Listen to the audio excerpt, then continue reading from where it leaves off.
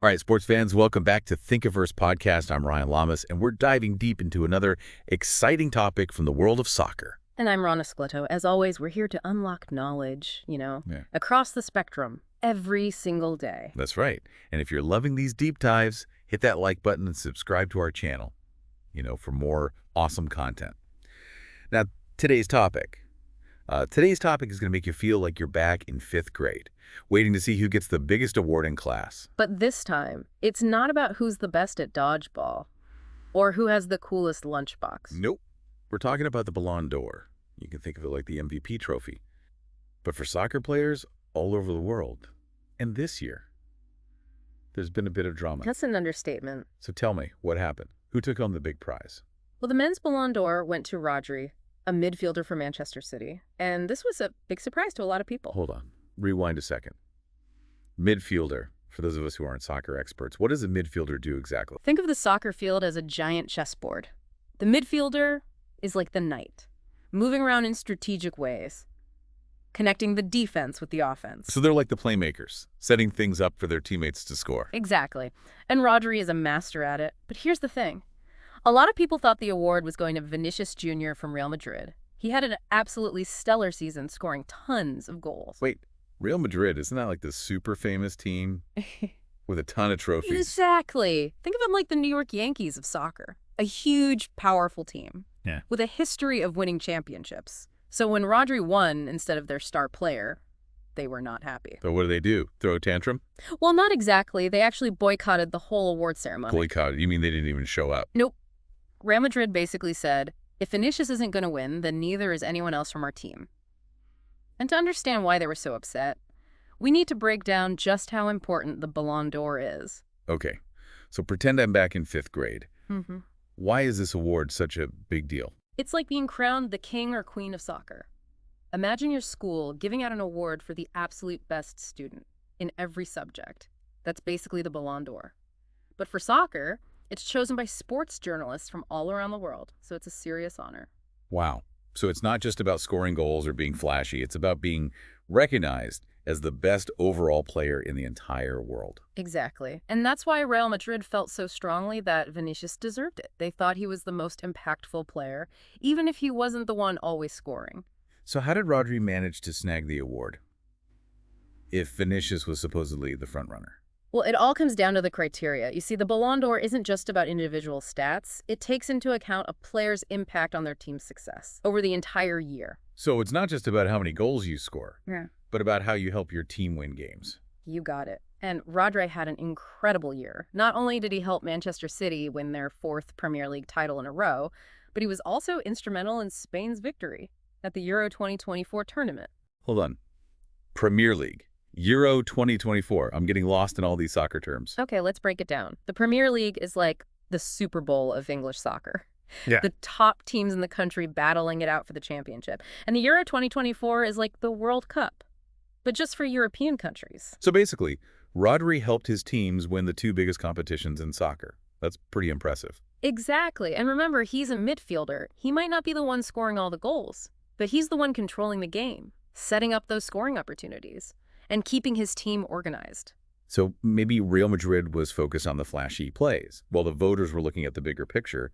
How Rodri makes his entire team better. That's a really interesting point, and it gets to the heart of what makes a player truly the best. Is it about individual brilliance or about being the ultimate team player?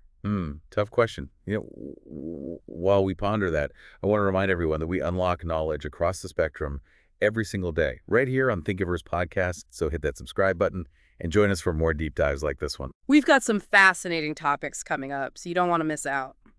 Now back to Rodri. You mentioned he was crucial to Manchester City's success. Can you give us an example of how he impacted a specific game? I need a visual. Absolutely. One of the biggest moments was during the Champions League final back in 2023. Manchester City was tied with Inter Milan, and the tension was palpable. I can only imagine. A final like that must be insane. It was. And then in the 68th minute, Rodri receives a pass just outside the box. He takes a touch, sets himself up, and bam, he fires a shot straight into the back of the net. So he scored the game-winning goal in the Champions League final. That's like hitting a walk-off home run in the World Series. Exactly. That goal not only secured Manchester City's first ever Champions League title, but also solidified Rodri's status as a clutch player, someone who can deliver when the pressure is on. Okay, I'm starting to see why he won. But let's go back to Real Madrid's reaction. They boycotted the ceremony. But what exactly did they say about it? Well, they released a statement saying that they felt disrespected by the decision. They argued that if the Ballon d'Or criteria didn't point to Vinicius as the clear winner, then it should have gone to his teammate Dani Carvajal, who they believed was the best defender in the world last season. So they basically said, if our flashy forward doesn't win, then our rock-solid defender should. Pretty much. They were adamant that someone from Real Madrid deserved the recognition. Wow. Talk about team loyalty. It definitely shows how much they value their players and their team's accomplishments. But it also raises an interesting question. How much weight should team success carry in individual awards? That's a good point. It's kind of like the debate about who's more valuable in basketball, the guy who scores all the points, or the guy who sets up the plays and plays tough defense. Exactly. It's about recognizing the different ways players contribute to their team's success. And speaking of different contributions, let's not forget about the women's Ballon d'Or. Right. While all this drama was unfolding, Aitana Bonmati quietly claimed her second consecutive Ballon d'Or trophy. Back-to-back wins. This woman must be incredible. She is. Aitana plays midfield for Barcelona, and she's basically the female equivalent of Rodri. She controls the game, dictates the pace, and makes everyone around her better. So we've got two midfielders taking home the top prizes this year. That says something about the importance of that position. It really does. It seems like voters are starting to appreciate those players, who might not always be in the spotlight, but are absolutely essential to their team's success. It's like the saying goes, the best players make everyone around them better. Exactly. And both Rodri and Aitana are perfect examples of that. All right, so we've got a surprise winner in Rodri, a team boycott from Real Madrid, and a dominant back-to-back champion in Aitana Bonmati.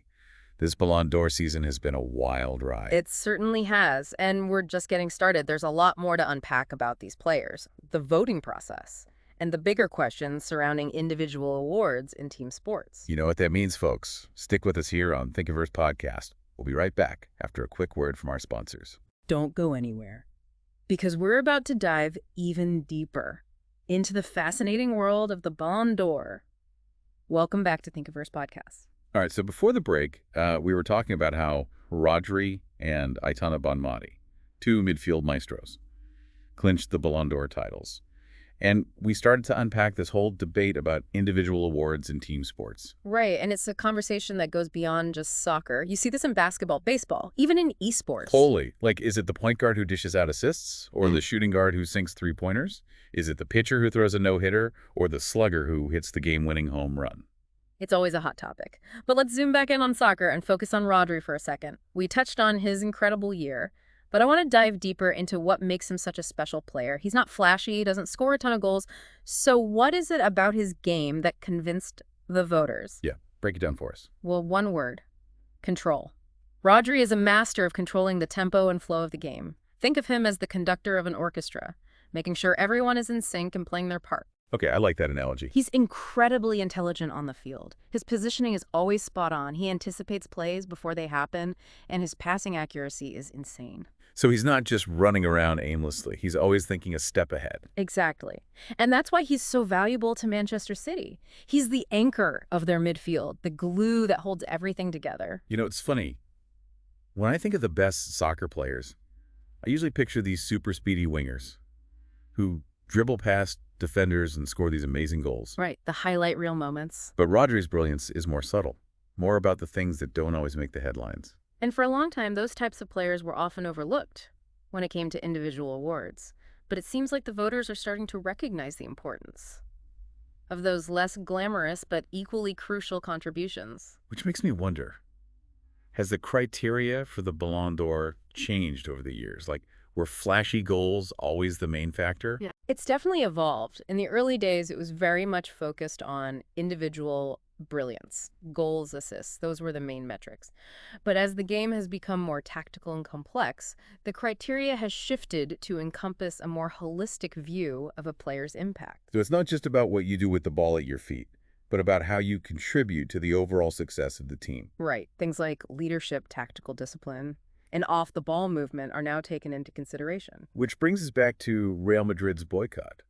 They clearly value a different set of attributes, at least when it comes to Vinicius Jr. Their argument was that Vinicius's individual brilliance and his ability to create something out of nothing should have been the deciding factor. And to be fair, the guy did score some absolutely stunning goals last He season. did. He's got incredible speed dribbling skills Right. and a knack for finding the back of the net. But it seems like the voters were more impressed with Rodri's consistency, his tactical awareness, and his ability to elevate the performance of his entire team. You know, as we're talking about this, I'm thinking about another aspect of the Ballon d'Or, the media narrative. Oh, that's a good point. The media plays a huge role in shaping public perception of players and can definitely influence the voting.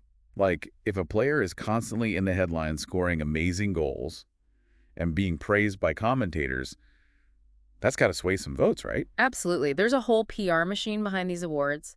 Players have agents, publicists, and media outlets all vying for their attention. And the narrative that gets built around a player can definitely impact their chances. So it's not just about what you do on the field, but also about how your story is told off the field. Exactly. And that's why it's so important to look beyond the hype and the headlines and really analyze a player's overall contribution to their team. You know, thinking about all this, I can't help but feel like there's no perfect formula for determining the best player. There really isn't. It's a subjective process, and there will always be debates and disagreements. But that's part of what makes it so interesting, right? Right. It sparks these conversations and forces us to think critically about what truly defines greatness in the sport. Absolutely. And at the end of the day, whether you agree with the decision or not, the Ballon d'Or shines a spotlight on some of the most talented and impactful players in the world. And that's something worth celebrating, even if it means a little drama along the way. Speaking of celebrating, let's circle back to Aitana Bonmati and her incredible achievement. Winning back-to-back Ballon d'Or awards is no small feat. Especially in women's soccer, where the competition is fierce and constantly growing. Absolutely. Aitana is a true trailblazer. Not only is she an exceptional player, but she's also a vocal advocate for gender equality in sports. And she's a fantastic role model for young girls who dream of playing professional soccer. You know, it's interesting how both Aitana and Rodri play the same position, and both emphasize the importance of teamwork, despite winning individual awards. That's a great observation. It seems like there's a shift happening, where individual brilliance is still valued, but the understanding of how that brilliance contributes to the collective is becoming more and more important. And that's a positive trend. It shows that soccer, like many team sports, is evolving to recognize the importance of every player on the field, regardless of their position or their individual stats. It's about understanding that a team is only as strong as its weakest link, and that true greatness lies in the ability to elevate the performance of those around you. Well said. And that's a message that resonates far beyond the world of sports. You know, I think we've covered a lot of ground here, but I feel like we've only scratched the surface of this topic. There's so much more to explore about the history of the Ballon d'Or, the voting process, and the impact these awards have on the players and the sport itself. Absolutely, and that's the beauty of a deep dive like this. It opens up new avenues of exploration and sparks further curiosity. And speaking of exploring, I want to remind all our amazing listeners to head over to our YouTube channel, Thinkiverse Podcast, where we unlock knowledge across the spectrum every single day. That's right. Hit that subscribe button and join our community of knowledge seekers. We've got a ton of exciting content coming up, from deep dives into history and science to explorations of pop culture and everything in between. So don't miss out. Come join the Thinkiverse. Now, before we wrap up this Ballon d'Or discussion, I want to leave our listeners with a thought-provoking question. What do you think is the most important quality in a Ballon d'Or winner? Is it individual brilliance, tactical genius, leadership qualities, or something else entirely? Let us know your thoughts in the comments below. We were just talking about what qualities matter most in a Ballon d'Or winner. It's a tough question, right? I mean, how do you even begin to compare players with different skills and playing styles? It's definitely a complex equation. You've got individual stats like goals and assists, but then you've also got intangible qualities like leadership, work ethic, and impact on team dynamics. And then there's the whole debate about the importance of team success versus individual brilliance. Exactly. Should a player on a championship-winning team be automatically favored over a player who had a phenomenal individual season but didn't win any trophies? It's a constant source of debate among fans and pundits alike.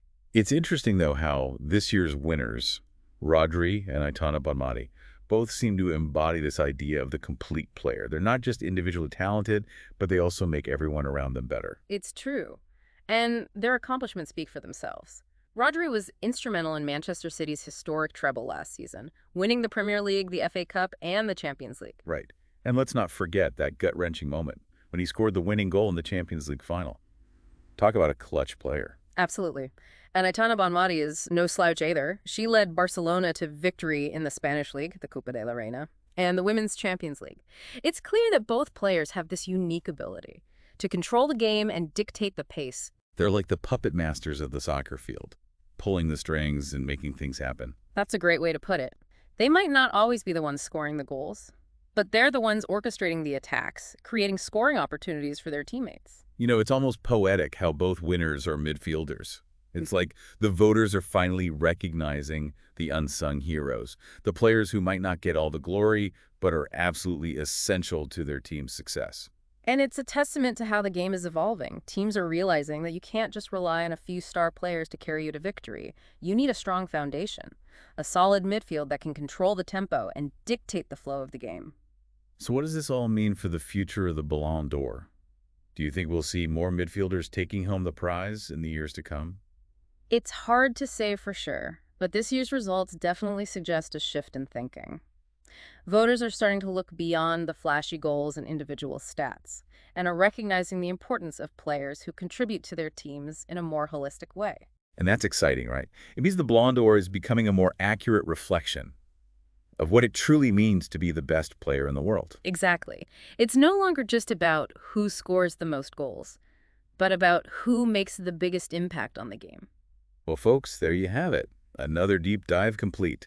And I think it's safe to say that we've learned a lot about the Ballon d'Or, the players, the controversies, and the ever-evolving nature of the beautiful game. We've uncovered some fascinating insights, sparked some thought-provoking discussions, and hopefully left you with a newfound appreciation for the unsung heroes of the soccer field. And before we sign off, we want to remind you to head over to our YouTube channel, Thinkiverse Podcast, for more deep dives like this one. We unlock knowledge across the spectrum every single day, so hit that subscribe button and join our community of curious minds. And if you enjoyed this episode, don't forget to give us a like and leave a comment below. We love hearing from you. Until next time, keep exploring, keep learning, and keep those brains buzzing.